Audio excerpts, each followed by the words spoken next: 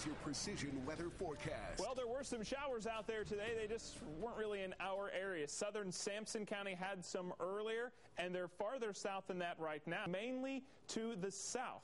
All right, so here's the weather map. Let's pick it up at 6 a.m. As usual, not a whole lot going on. But I swear a moth just flew into my throat. I was going to swat it away, but I thought, oh, that would not be appropriate for TV, but I guess it's more appropriate to swallow it. We get into the afternoon, and as you can see, there's a lot more green south of the triangle and southeast, so we will continue. Now, don't bring me any water, because it's already down my gullet. No, you had them all right, so let me just drink this since he brought this to me. All right. That's a little better. All right, let's talk about Emily. We mentioned it at the top of the newscast, how it really just kind of vanished thanks to the 10,000-foot mountains in and around the Dominican Republic and Haiti.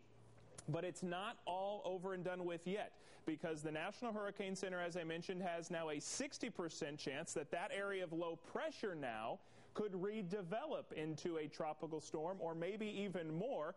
And the computer models tend to agree. They're all very closely clustered through the Bahamas, just off the east coast of Florida, and then wrapping around, still staying offshore, but also possibly still intensifying, not only to a tropical storm, but maybe even into a hurricane, not back into. And it's this area of high pressure that will kind of steer that area of showers and thunderstorms. And we'll wait to see, probably not tomorrow, but possibly on Saturday, could redevelop into Emily. So don't write her off just yet. All right, back here at home, 76 degrees, a warm and muggy evening. Your day will start that way. It'll finish hot and humid with a high of 94 degrees. All right, so we'll stay in the 90s pretty much the next few days. But the good news is we have higher rain chances, 40 and 50% chances through the weekend. We do lower the rain chances and eventually eliminate them as we get into next week. Of course, we'll continue to keep an eye on Emily through the weekend and early next week. The good news about next week is that we have lower humidity. And sadly, we're out of time, so we can not comment at all about what just happened at the weather. Bugs have plenty of protein, though. I mean, at least that's a positive, right? Yeah, but I don't think it went in your stomach. I think it went in your lungs.